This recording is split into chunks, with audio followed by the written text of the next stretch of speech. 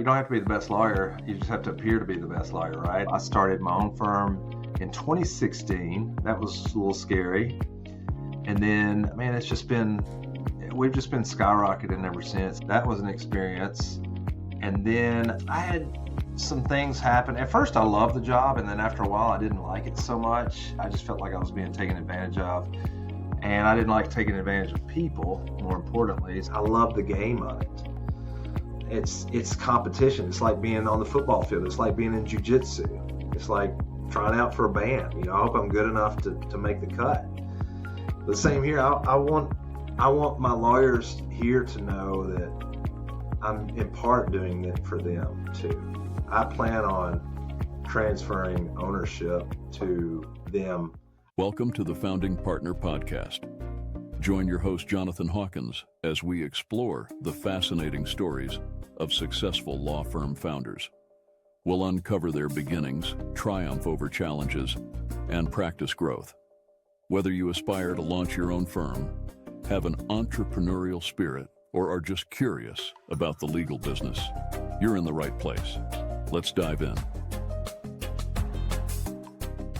Welcome to Founding Partner Podcast. I'm your host, Jonathan Hawkins. Really excited about today's guest. He's done some really cool stuff and still doing some cool stuff. We got John Griffith of Griffith Law in Nashville, Tennessee.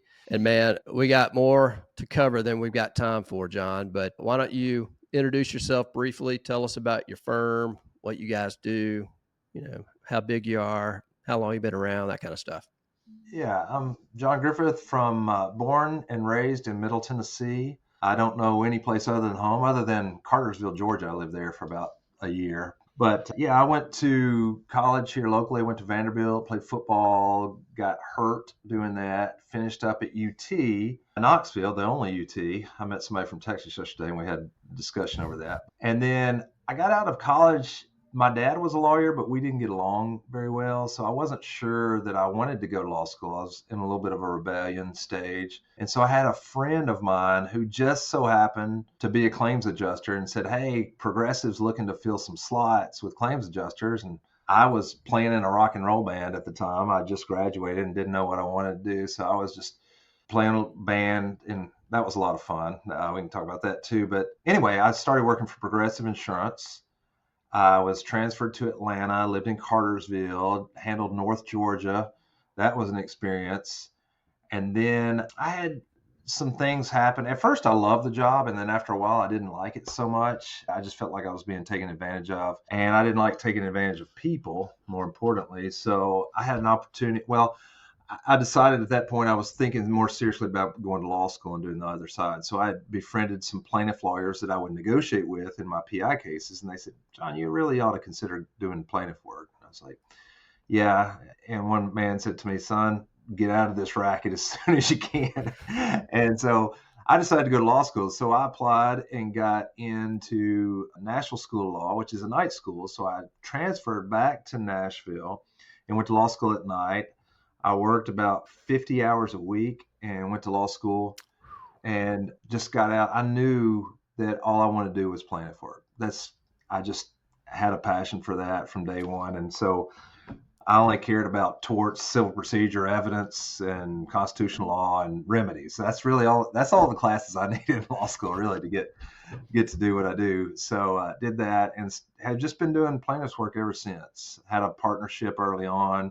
That didn't work out. I was really unhappy in that, didn't have a lot of say what was going to happen. And then I just always felt there could be a better way. So I started my own firm in 2016. That was a little scary. And then, man, we've just been skyrocketing ever since. I'm just so thankful to have the culture that I dreamed of having and having the people around me that I love working with. And man, we're just, it's still work, but we seem to be, I hope, a happy family. And, I tell my people all the time, we're going to be Monday through Friday, you're going to be around these people more than your family and your spouse. I hope we at least pretend to like each other, if not love each other. So done that. We've got I've got 6 lawyers working for me now. We got a support staff of 20-ish, and then we've got 2 offices. My office is actually in Franklin, Tennessee, south of Nashville, about 15 minutes. And then we've got a second office in Murfreesboro, about 30 miles due east. And then we're opening another office next month in Clarksville and Nashville. So we're growing. I'm really thankful for that. I believe if you're not growing, you're dying. And our goal is to be a $50 million law firm. That's a very, very lofty goal, but we're on track. We've been doing the EOS traction model, and that's been very helpful. And we've set big, hairy goals, and we're exceeding those goals. So it's scary. There's ups and downs, but I always say, as long as my children don't have cancer or not dying, it's been a good day. So there's good days, not so good days, but I'm just very thankful to be part of this journey. I'm having a blast. I'm loving this job. I love our firm's reputation. I'm very, very humbled and thankful for whatever amount of quote success, whatever that means, that we have. Well, there's a lot to cover there. I'm gonna go back. First of all, I'll say I like the big goals, man. So anything I can do to help, would love to help. So I love that. But I want to go back. So it's funny. My dad was a lawyer, and I didn't want to be a lawyer. I was like, I want to do my own thing. I don't want to be a lawyer, but here I am. I ended up a lawyer, sort of like you too, right? Yeah. Yeah. You understand. Destiny. It's destiny. Why is it we fight with our dads from like 16 to 20? Why is that? I don't know. So I got a funny story too. I haven't told this one in a while, but since you're a musician, so I grew up in Mobile, and I was in a band in high school, and we were doing originals, and this was back the grunge, had broken out, and Pearl Jam and all that. I thought we were going to be famous. And that's what I wanted to do. I want to be a rock and roll star. And there's South Alabama's a college in Mobile. And I was like, I got a full ride, all that. And I said, Dad, I'm staying in town to pursue the band. And I'd gotten into a couple other schools, one of them Georgia Tech. And he just said, you're making a mistake. That's the worst thing ever. And I said, I'm doing it. And, we had tense time. And he said, no, you're not. I said, yes, I am. He said, all right. Well, you're getting zero support from me. Like, give me the car back. Give me all your clothes back. Give me this back. Blah, blah, blah. You're moving out and all that stuff. Woo. And I said, I'll show you. And after about 2 weeks of really thinking about it, I came back and said, yeah, I'm going to go to Georgia Tech instead. So killed my dreams. Yeah. But, yeah, it was all for the better. Well, you never know. I mean, you could be like, I don't know, some famous rock star now. Well, that's the other thing about music, and we'll talk about that in a minute, but you can be the best musician. I mean, you're there in Nashville. You're the best musician in the world. But if you're just not in the right place at the right time, there's only so much you can do, where at least law and other things, if you're pretty good, you don't even have to be the best lawyer, and you can still be pretty good, right? A pretty good career. Yeah. But music, any art, it's the opposite. So, it's probably the right thing. Art, music can be a hobby, but when you're trying to make it your career, I think it's a lot tougher. Well, you're right. You don't have to be the best lawyer. You just have to appear to be the best lawyer, right? Look at all the advertisers. That kind of motivated me to advertise on TV recently within the past year. I'm like, I'm not saying those guys some of them aren't good, but I'm like, some of them aren't. You know what they are. We see them in court. We see some of the problems and fallout, and I'm like, I can do at least as good a job as that guy, or that firm, whatever. So you started advertising. You still doing it? Yeah. I've been a big direct advertiser. I credit a lot of whatever growth we've had to Ben Glass, Great Legal Marketing. He's been such a godsend for me at the right times. And I feel like what the problem is, I felt like my goal was to own my local home office area, Franklin, Tennessee. I'm like, I want to dominate this area. So I feel pretty good that you never stop, but I feel like we're dominating this area pretty good. And so we moved to Murfreesboro to increase our reach. And like, man, it's difficult to do direct marketing an hour away. I can meet doctors and take them to lunch a couple of times a month, but it's hard when you've got to drive an hour to get there. It's hard when you've got to drive an hour here, an hour there, all over the map when you're spreading out your locations. So the broadcast media is the way to go. And so that's been a transition for us, but it's starting to pay off and working out. I'm learning a lot, filming commercials, trying to see what's the best route to go. You never know. And the money, the problem with broadcast is once you spend the money, it's just disappeared into the ether. It's gone. Like, well, my phone didn't ring and that ad just showed. Yeah. So yeah, take me through that. My sense, again, I've represented some advertising lawyers. I don't. My practice area is not suited for it, but my sense has always been you got to commit. It's not a one and done. It's not a 3 months and done. It's a 12 to 24, maybe more months That's of, right. hey, I'm going to do this consistently, and then it starts to pay off. So what was your thought process going in? And, have you started to see, you think that it's working and you're going to keep going? So one of the guys who's had a huge influence in my life and a big mentor for me is Mark Breyer out of Scottsdale, Arizona. And that just one of the smart, you meet some guys in your life and you're like, man, that dude is just eminently smarter than I am, but he told me the same thing you just said. He said, if you commit to this, first of all, he said, we owe a lot of our success to our broadcast advertising, but if you do commit to it, you need a 12 to 24 month commitment. He said, just be ready for that and endure that because you might not see anything for 6 or 8 months. Well, we've been pretty fortunate. We've had some positive feedback and some positive rate of return. I've turned more into a data man. I know exactly what our average fee per case is. I know it's easier to make decisions when you do that. Well, I need, our new Murfreesboro office needs to make X number 100,000 a year and this much to be profitable. So we need to generate at least 40 cases out of that office to be pretty profitable and within that area, that SEO. So we are seeing the frustrating thing about broadcast marketing is that you don't always have a direct return on investment directly attributable to that medium. And so people will say, I saw you on Google, when that's probably true. But I think what happens is they see us on broadcast media, they go look us up on Google, and then they call us, but we don't track that because our overall production, our overall intake has gone up since we advertised about 25 to 30%. So the only thing that changed was the broadcast medium, and that's it. But we don't have that number of cases that come in and say, oh, I saw your TV ad. We do have some, but majority are not. So it's just a weird way to measure thing. And for somebody who wants data like I do, I'm like, I'm not getting the data, but I'm getting the results. That's what matters, right? Yeah.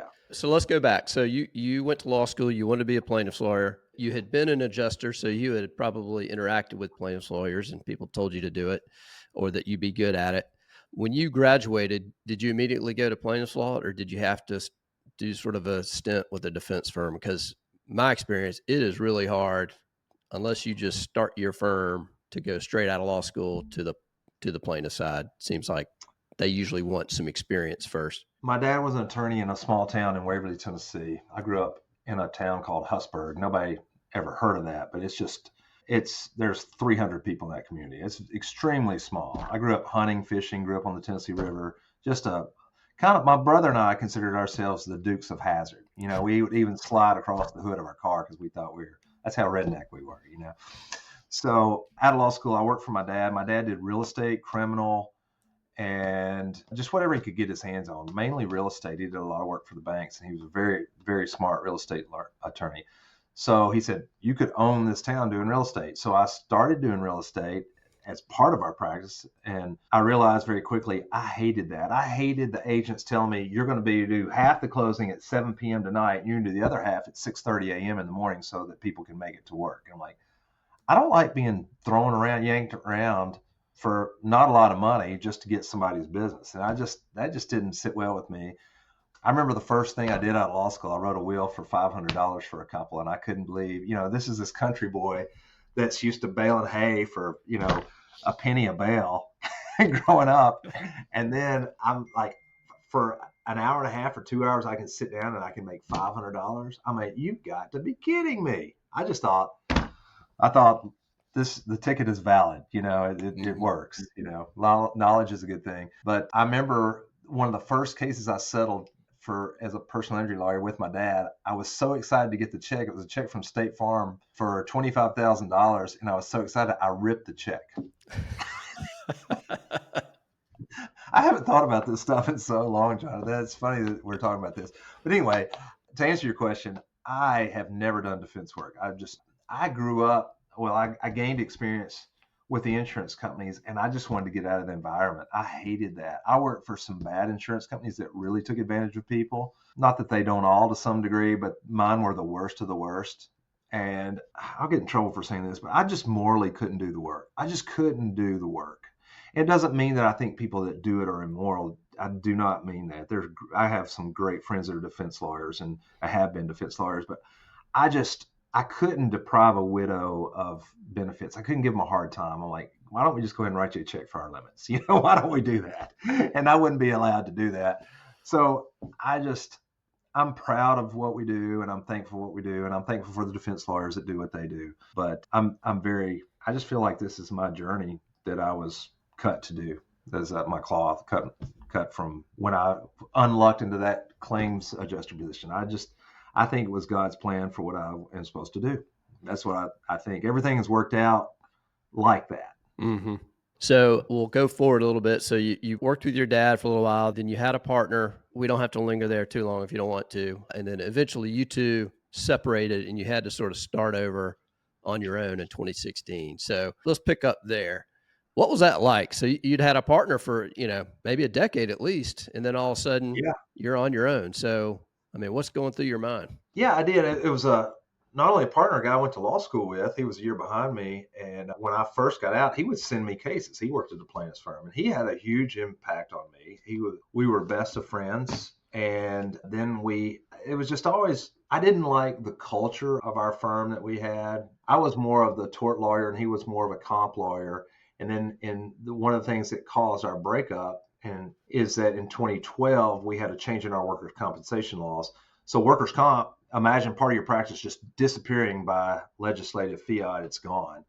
And then our case volume just started shrinking. We had this stable of cases, but we weren't replenishing them enough without workers' comp filling in the void.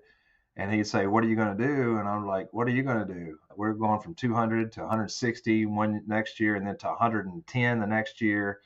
I'm like, man, this is not a good trend for us. And so I wrote a book, How to Get Cases. I joined Great Legal Marketing, and I was busting my butt to do everything I could to replenish our cases. And I was scared. I was fearful. And at the same time, I'd gone through a divorce that was very emotional for me. And I had to pay child support, alimony, and then my partner was wanting to slow down and think about retiring. I'm like, that's not an option for me. I got to churn and burn. I got to get going. And so I just realized we just had a conflict of visions. And so I just decided that I was done. So I went and told him on April 15th of 2016 that I was leaving. And I said, my wife is pregnant with a child, and I'm leaving the firm. And his response was, well, if you do that, there's no turning back. I'm like, yeah, I don't need to be threatened. I'm well aware of the decision that I made. I don't need you to tell me that. So anyway, that worked out. And it's just been, every year has gotten better and better and better. And it's just been a lot of work, but it's just a work of passion that I love. And I'm just very thankful for that. It's, there's ebbs and flows in any business. Not every day's. I recently had a medical malpractice trial, and I lost that trial 2 weeks ago, and it hurts, man. It took a lot out of me. I feel like I've just been kicked in the gut 15 times and in the head, and I just needed to take off 2 or 3 days, and I was emotional. I was down about it. I usually don't get emotional. And then I came back to the office and like, oh, this case got summary judgment. We lost on this. And I'm like, oh man, I was like, Lord, can I call a timeout and just bring me some good news? Can you just give me some good news? And then lo and behold, the next day was a great day. I've learned not to judge every day on one day. It's just, deal with that day's problems. Don't get too high. Don't get too low. Don't make your life decision based on one day or 1 week or 1 month even. And then just keep your head in the game and just keep coming back. Just the consistency, that Goggins mentality wins the day, Yeah. And I mean, a PI practice, you're living it. You get up and down. Yeah, you can have your best year ever, and then the next year, your worst year ever. Yeah, it's just up and down, up and down. So you definitely got to have the right mindset for it. So when you started your firm, when you went out on your own again, did you bring people with you? And then was it easier since you had sort of done it before and you've been doing it a while, or did you find it was hard to start over? I started out with about 50 cases, I guess. So I had enough, and I had one lawyer come with me and one support staff person. I didn't pay them hardly anything, but we all agreed to work on, bonuses, when the money comes in. So that was helpful. And they believed in me and the vision that we had. And then just slowly over time, it's grown, just working our great referral sources, our referral partners, I'm not above just stopping at a doctor's office and giving them my book, or a chiropractor's office, or another attorney, the bar association, the local bar association. I've got so many cases through them. There's so many who's your avatar, your perfect client? And, mine are my former clients, other lawyers, and healthcare providers. Those are my top three referring clients. So I just worked the heck out of those and just stayed on it. And it's just been a good ride in that regard. And I don't know, I'm always looking for the next answer. It's never one thing. It's like the spokes of a wagon wheel, like we're the hub. The website's pretty much your hub. You do need a great website. But then we've got, lunch with vendors, lunch with chiropractors, lunch with orthopedic doctors. We lunch with other lawyers, particular domestic and probate lawyers. Those are some of the best referral sources that I've got. And they're usually not little cases. I mean, they've already weeded out the chaff, so to speak. And I'm with you. If you're not moving forward, then you're dying, in my view. I think, the scientific term, entropy, there's just a natural tendency for things to decay always. So if you're not pushing and growing, you're decaying. So completely agree with you on that. So, you're still having to bust it, but it's working, right? I mean, you've grown to 6 lawyers. You're about to have, is it going to be 5 total locations? 4 total locations. We're adding 2. We've got 2, and we're adding 2 more in the next 2 months. Next month. I'm adding Clarksville next month. We're just getting ready to sign a lease agreement on that. And then I've got to open up an office in Nashville, which it just makes perfect sense. I've got a lot of employees that live in Nashville, so why not have an office there? We're out of space. One of the things that we did very well is I found an office location in Cool Springs on Franklin, right off the interstate, and it's got visibility. Where we were had no visibility, and I've been looking at this building for 4 years. I approached the owner 4 years ago, and I said, man, I'm not supposed to say this, but I want your building. I'm willing to pay very handsomely on this. It's a great location, good sized building. It's got 26 offices in it. At the time, we only had 18 staff. And then a year later, I noticed after COVID that nobody was coming back to work here. So I'm like, man, you got a lot of space you're not using. I sure would love to have it again. Here's another offer. You're not asking for it. And then about a year later, he started spending that money, and he said, John, I'm ready to talk to you about that. So he got a good deal. I got a good deal, and we've been here, but we filled up the office we don't have extra rooms now. So that's why we opened the Murfreesboro office.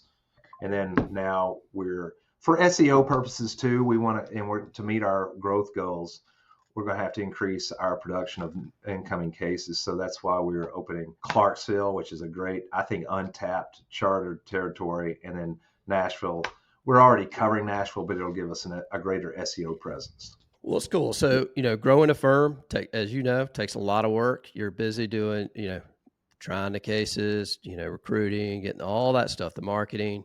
But you do a lot of other stuff too. I want to start talking about some of that. So you served as the president of the Tennessee Trial Lawyers for a term. And how was that? I've been involved with bar associations, and I know you get on the bottom of the ladder and you work up, and it takes many years to get there. And then when you're there, you got to lobby at the legislature, and you're traveling and doing all this stuff. It's like another job, right? I mean, how much time did that take, and what was the experience like for you? Yeah, it was a couple of years ago, and that was the best way. It was rewarding but exhausting. I was so excited to take the post. It was like owning a boat. I was so excited to buy it, and then I was really excited to sell it and get out of it. So. It's like a lot of people say the best position is immediate past present, right? Yeah, that's right.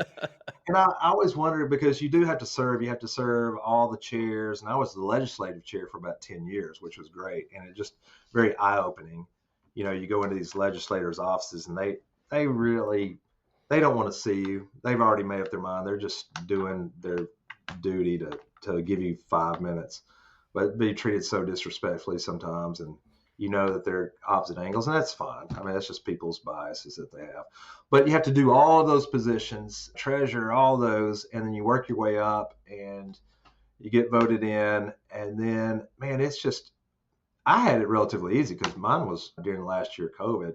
And so we did a lot of stuff by Zoom, but it was still 2 or 3 meetings a week. You got lawyers acting like kindergartners sometimes. You're settling disputes among your own and trying to keep all the oars rowing in the same direction and having the same vision.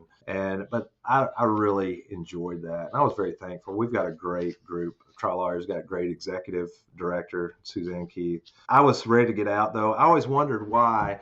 I said, I'm not going to be like all these past TTLA presidents who get out and they don't do anything and they don't get back involved for a year or two.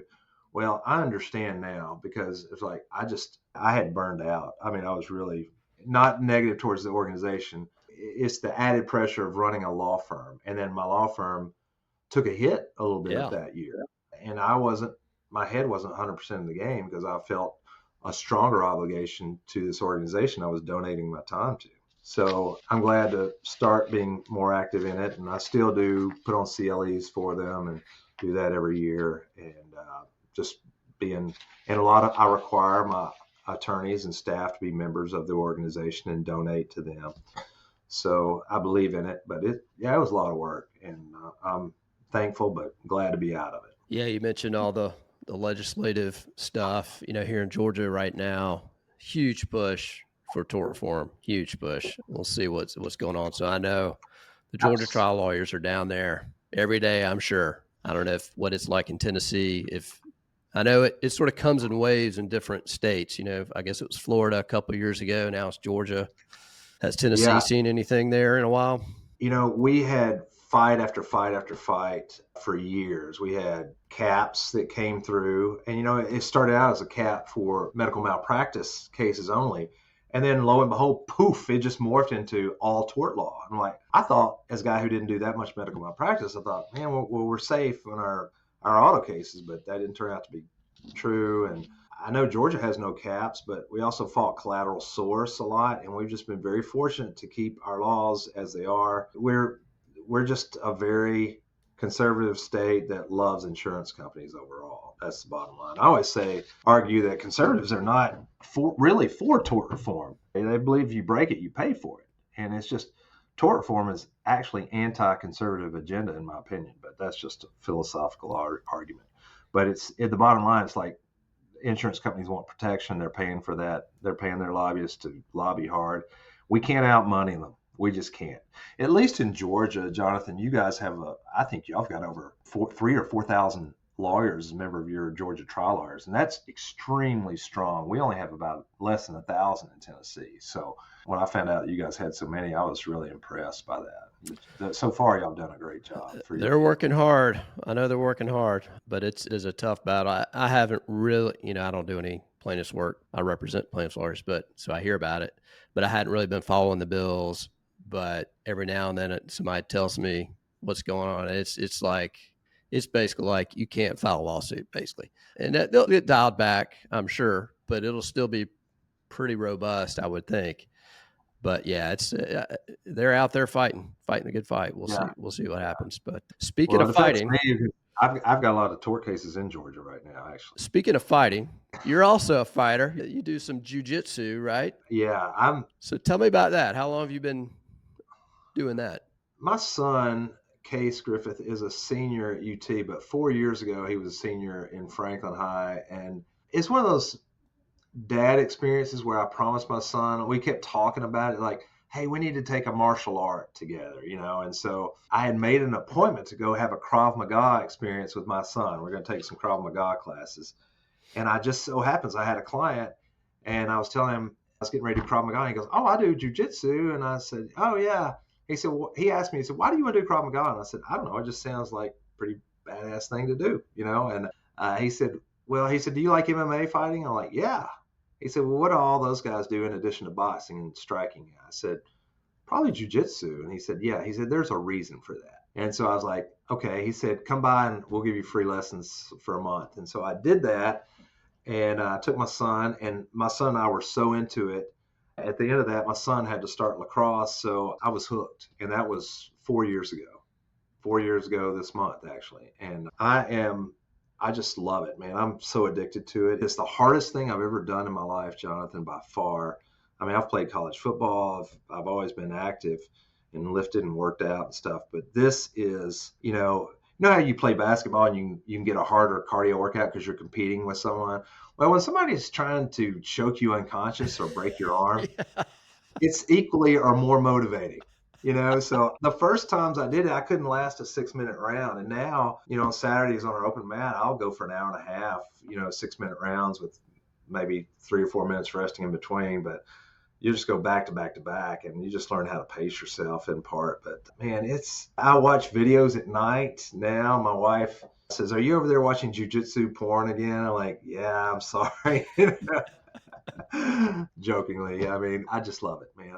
I'm not as great as a lot of, it shows your age. I'm 58 years old and I'm wrestling with 22, 18, 28-year-old men that are just buff. I mean, college athletes that are just Adonises when they take their shirts off and stuff. And this is the first time I've ever had a 6-pack in my life. It's just, you work your core so much in jiu-jitsu. And it gives you a lot of confidence, not just in the mats, but it gives you a lot of confidence. I was in Paris, France with my wife, and 2 guys were getting in a fight on the train. I just calmly gave her my bags. And I said, "Hold these." And she said, "Why?" I said, "I'm getting ready to take this dude out." She goes, "You are not. He could have a knife. Don't do that." And I'm like, but it's just like, you're not worried about it because you're engaged in conflict all the time. You're used to being in terrible situations. You're used to somebody mounting on top of you, or got your back. You know how to get out of those situations. You know it 100%. Now, you don't know if they have a weapon or not. That's true, and need to exercise caution and not go looking for a fight. But I compete. I love it. You can probably tell my heart rate gets excited when somebody asks me about jiu-jitsu. I love it. I love it. You've had some success. I saw you've gotten, what is it? I don't know what they get, gold medals. I don't know what trophies. What do you get? But you've won some competitions, right? Yep, I've won some competitions, and this year I'm training for the Masters Worlds in Las Vegas. So I'm going to do that. I've had decent success. My coach and I were just talking. I love my coach, Fayez. He's awesome, and I just admire this man so much. And he's only like 27 years old, but I look up to him and I'm always trying to get his approval, like, did I do good, coach? But yeah, we've got to work on my mindset for competing, because he said your jiu-jitsu on the mat is a lot better than it is when you're competing. And sometimes I freeze up, compete. I get so tense. I want to win so badly that I revert to wrestling as opposed to jiu-jitsu. And you just got to keep your mind out. You got to flow your mind. You can't have an agenda. You got to be reading and evaluating what the person's doing all the time. It's like chess while you're on a log roll. It's just like doing that at the same time. It's so cool. I love it. So it's probably a really good stress release for you. Yeah. Are there any lessons or anything you've taken from that you apply in your trial work or anything in the firm? I would just say the confidence of it. I mean, I don't know. I'm such a redneck. I just think there's a confidence that you have being able to control the situation, or you're being in bad situations that you can get out of. You're going to have good days and bad days. I mean, it's just part of the other lessons of life. That's all I could really say about that. But it is a great stress relief, because when I do it, no matter what's going on, whether I'm having maybe a fight with my wife, or my business is taking a hit or something, or we had a great day, all I can do is concentrate in that time, in that space. I don't think of anything else. I'm 100% locked in on what I'm doing. So I think it does teach you that. It does teach you to focus. It's like, just focus. You can worry about the other stuff later. That's cool. I don't know if I'll ever do it. I got some back issues, but yeah, I did get hurt pretty bad doing it. I've learned.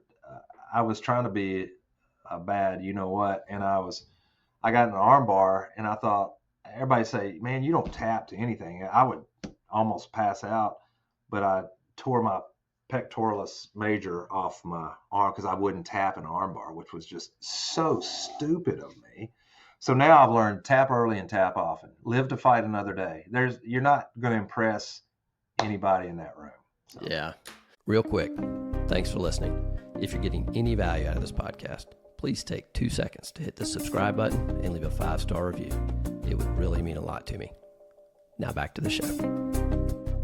So let's talk about, so you played football at Vandy. What was that like? How long were you there? Just, was it 1 year or a couple of years? That was a very trying time for me because I had good success. I always use that word with quotes because I don't know what that means some days. But I had good success in high school, and I was recruited by all these smaller schools. And it kind of got in my head. I grew up in a small town, and everybody would treat me like I was royalty. And it really kind of gave me an ego complex, if I'm totally transparent and honest.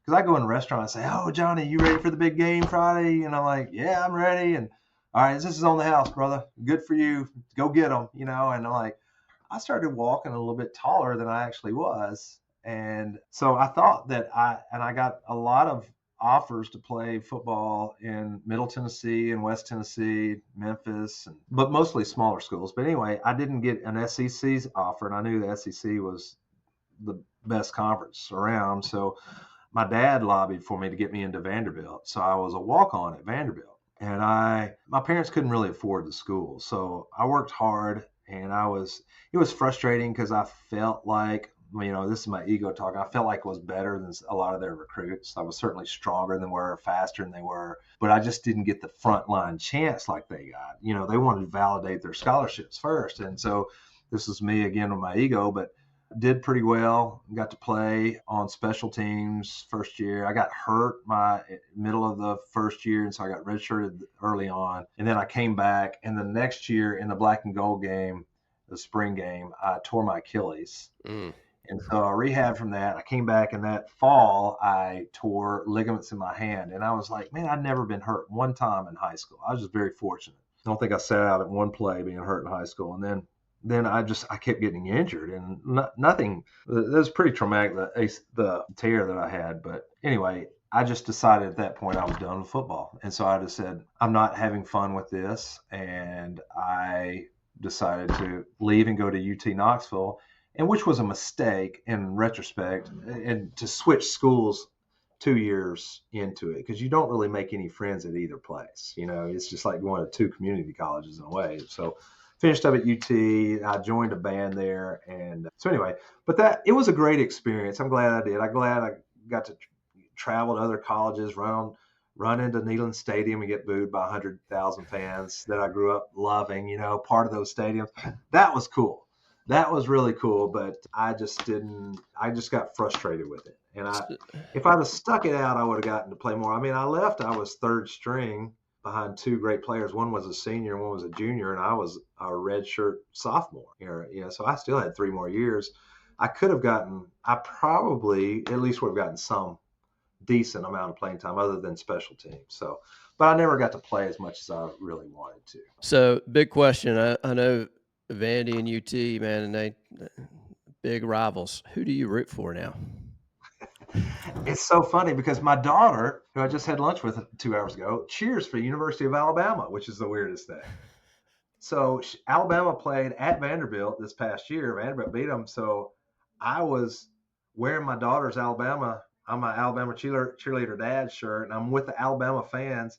Vanderbilt scores a touchdown. Then they intercept the ball and run it back. And at that point, I can't contain myself. I'm in the Alabama section with the Alabama shirt, and Vandy scored. I'm like, yes, yes. And my wife was there, and she's like, John, these people look like they want to kill you. So yeah, that's fine. But I'm a huge UT fan, man. My blood runs orange through and through. I love UT. Vanderbilt hates UT, but Tennessee looks at Vanderbilt. It's like, it's like swatting a fly. It's like they're really not their nemesis. Alabama's the nemesis. That's the ones that both teams get up for. So I love Vanderbilt, but I love UT just a little more. I shouldn't be saying that. My Vandy alum friends are going to be ticked if they hear this. But UT's on the rise. They're starting to look good. Yeah. Vandy beat Tennessee in basketball. They did great, but they've both got good teams. So yeah, can't go wrong. All right, so let's move on. So, you do just about everything. So you play football, you do jujitsu, you're president of the trial lawyers, but you also play guitar. You've mentioned that. We've talked about that a little bit. So how long have you been playing guitar? What kind of music, you in bands, you play live? Yeah, Tell me about that. I've been playing since I was in 5th grade. My dad got me a PVT-60 crap guitar with an amp and a distortion pedal. And I had one of those 8 cassette players, and I had AC/DC Back in Black. And I grew up on that and Van Halen. And I would just sit there. I would sit in my room on Saturdays sometimes for 8 hours a day, and I would lose track of time. I would just keep playing the same stuff over and over. I could play Back in Black probably in a casket. When I'm dead, my fingers would still have the muscle memory to play that, But I love music. It is just, I get in a trance sometimes, and I just love playing guitar. And to me, the guitar is such a mysterious instrument. I wish that one of my dreams is if I had nothing to do and I could do anything in the world I want, I would go to Berkeley School of Music or the Belmont School of Music more locally and just take every guitar class that I could, because I just want to learn it. I went to downtown Nashville out to a club one time about 5 years ago after a lawyer event, and I saw this kid that didn't look like he was 19 years old, and I know enough about music to say that dude is railing on that guitar. He's phenomenal, not just speed, but just the different modes he was playing. And I went up to him during a break, and I'm like, man, where did you learn to play like that? And he said, I'm at Belmont. I'm majoring in music at Belmont. And he said, it's so cool. I get to study guitar all day and come practice, do my homework at night. I'm like, what? That dude's got it he's got the world in his hands, and he's having a blast. But he was so phenomenal. But that really impressed me so much. I'm like, I want to go to the music school. I want to learn to play like that.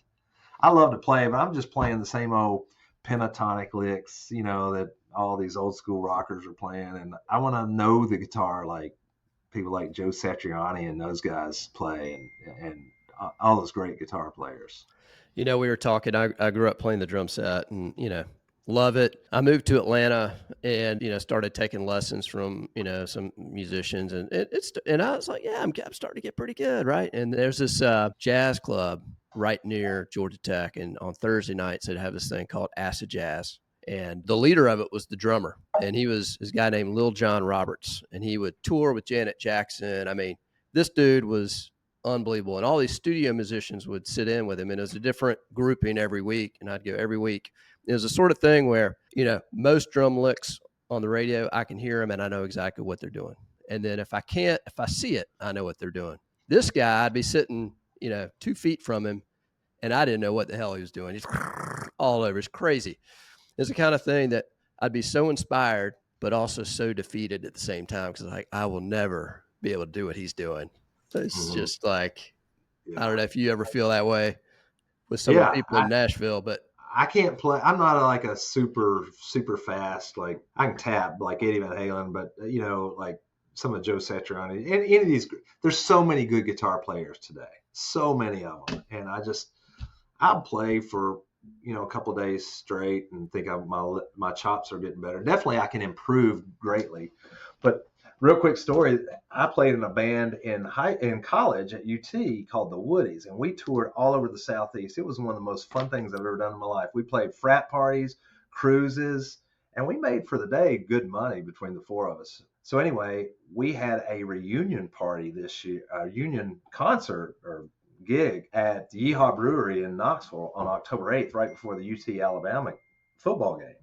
And we played for about 350, 400 people, and it was rocking. It was so fun, and it was so cool because our band had a great chemistry, and it didn't go anywhere. It's still exactly like it was, except a lot of us, especially me, have gray hair and white hair now. But we took a picture and in the same pose we did for our advertising when we were in college. And it was just so cool to see those guys. And they're all doing great. And they've all kept up with their music. And we're all probably better musicians now than we were then. So anyway, it was a lot of fun. That was a bucket list thing for me, October 8th. That's awesome. So you got a big vision for your firm, growing a big firm. You're doing all this stuff. How do you find the time? I mean, how do you do it? Man, I've got great people that, I always think that this cup can only hold so many marbles, and so I've learned to delegate and elevate. That's kind of our motto around here. And so, the first thing I did, I got an office manager, Kirby White, who works for me, and he is fantastic. He protects my time like a lion. Everybody has to go through him. And then the good thing about getting bigger is now we can specialize in different departments that we need and finding the time. Man, one of the things that helped me greatly, and I preach this to all my people, it's one of my required reading for all my staff and my lawyers, is, Miracle Mornings by Hal Elrod. And it's such a simple book. It's basically just get up an hour early and do these 5 or these 7 things, and it's just the mindset, just being disciplined to do it. And so that really helps me a lot to get my day planned. And I've been, honestly, I don't want to be a hypocrite. I've been slacking a little bit recently, especially since my trial. I've been really, really tired. I mean, these trials take a lot out of me.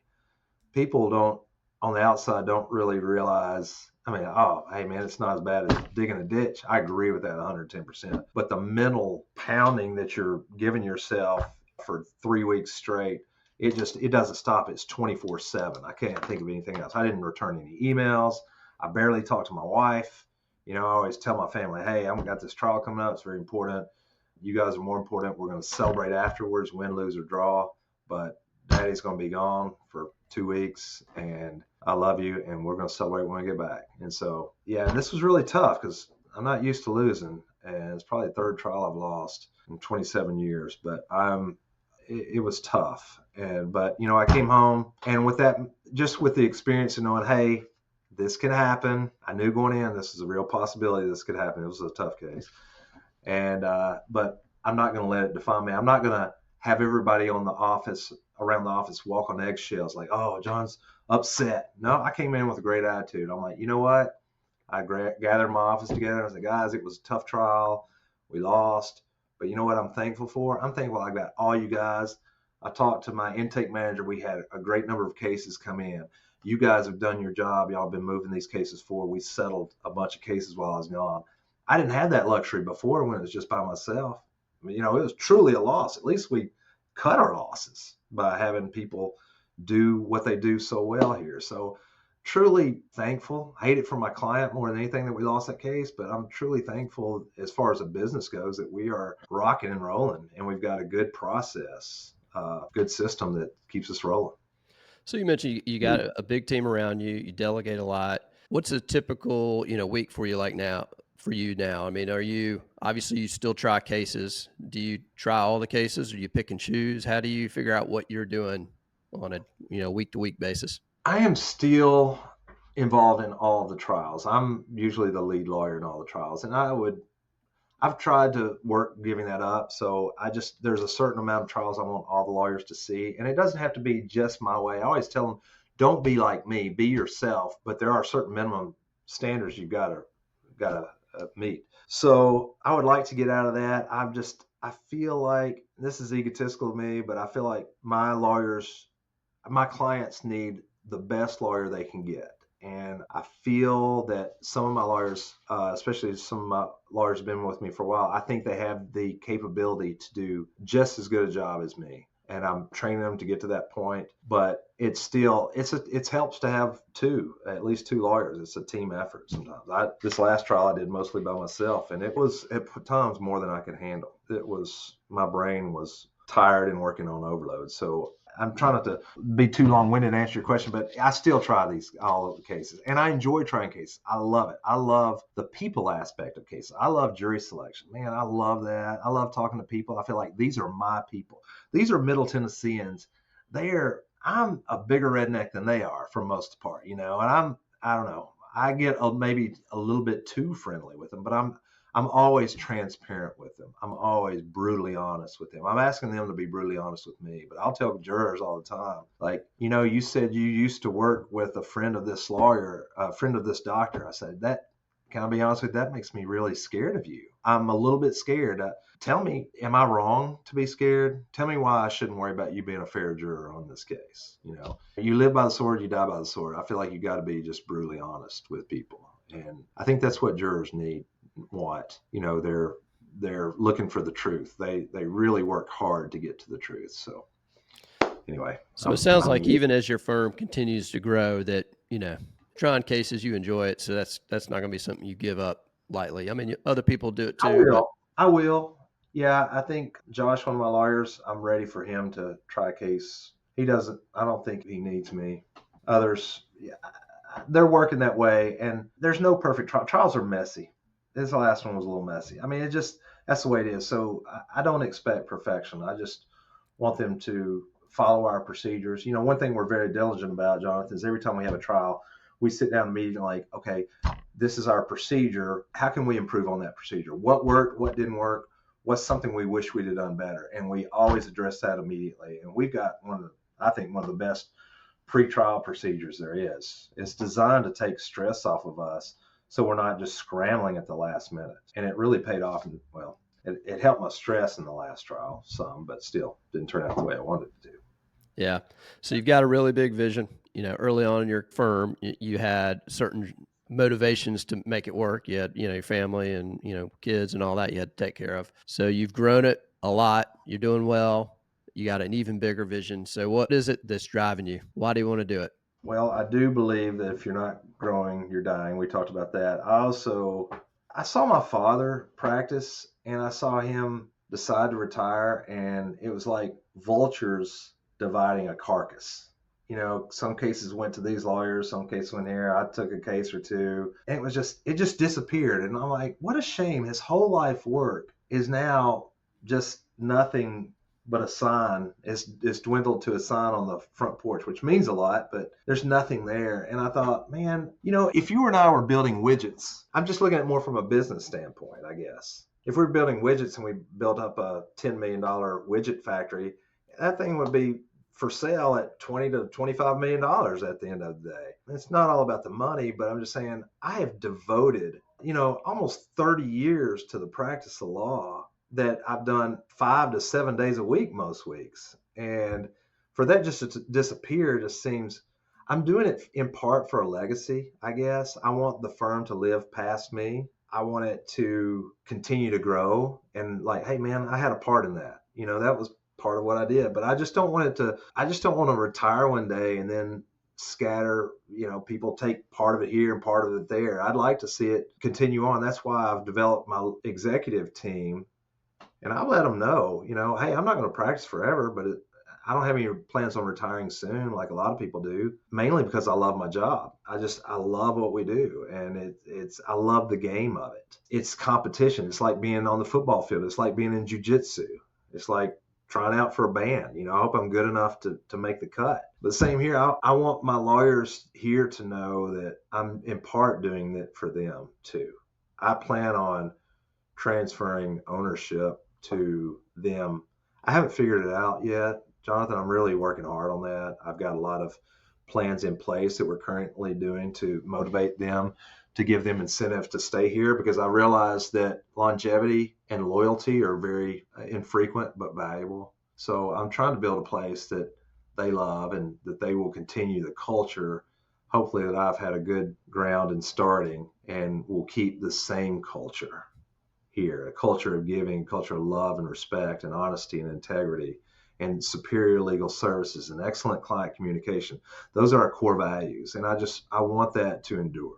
Yeah. And I think, I also hear you saying, for your younger people, at least I have a belief that with growth comes opportunity for the others behind you. And it's if you're not growing, maybe you're not giving as much opportunity to them as you could if you're trying to grow. At least that's my sort of thought about it. So I do believe the more you grow it and seek to grow it and have the vision to grow it, the more excited they'll be and the more opportunity they'll have. And then, like you said, when it's time to sort of hand it off to them, they can take it even bigger, right? Yeah. Keep rolling.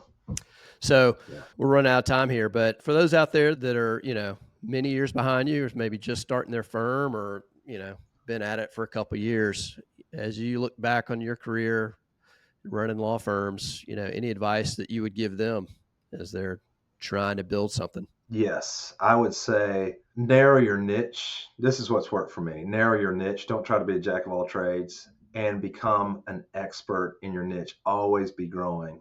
A lawyer told me a long time ago, he said, son, don't waste your time going to these year-end CLEs just to get your legal education hours.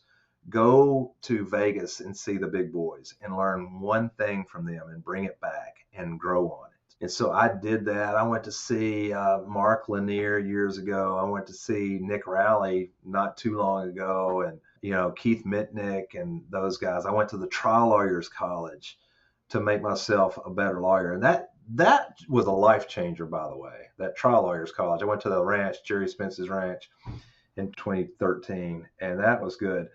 But I have dedicated my life to being the best lawyer that I can, and I'm still working on it. I still read lawyer books by great lawyers to hone my craft and become better, and to watch Courtroom Viewing Network. I'm not obsessed with it, but I continue to make it a part of my weekly practice. And it's just the consistency of making yourself better every single week. And I always tell my people, guys, 3 years from now, do you want to be just the same lawyer you are right now, or do you want to have 3 years of honing your craft and being a much better lawyer? You're going to be 3 years older. You're going to wake up the same day. Why not look back and say, man, I'm glad I did that. So you can live like no one else, or you can live like no one else. Live like no one else now so you can live like no one else later. And so I'm really motivated by things like that, and I try to motivate my people to make themselves better. So that's a long-winded answer, but I would say pick your path and hone it and become the best lawyer you can.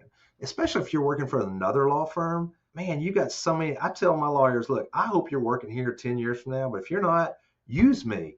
Go to trial and bust your butt and try to make something great happen. If you lose, hey, it's on my dime, but at least you're making yourself better. Make yourself more valuable in all you do.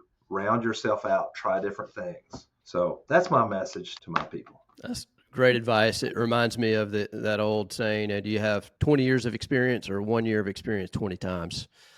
Right. Keep getting off that merry-go-round, same place. Well, here I am again. Exactly. Well, John, this has been great, man. It's been real fun, and I'm gonna have to see you playing guitar, man. So if you're ever coming down to Atlanta, let me know. But if I come up to Nashville, you gotta let me know when you're playing. I gotta see your next gig. We're not that far apart, and I come to Atlanta at least once a year for some baseball. So I really want to take you up on that. Nice. Well, for those people that want to get in touch with you, what's the best way to find you? GriffithInjuryLaw.com is the best place. We're here in Franklin. Just look us up, John Griffith, Griffith Injury Law, and we'd love to work with any of your lawyers. We have great referral points throughout the country, and I love increasing that relationship, that networking relationship. Awesome, John. It's been fun. All right. Thank you, Jonathan. Thanks for listening to this episode of the Founding Partner Podcast.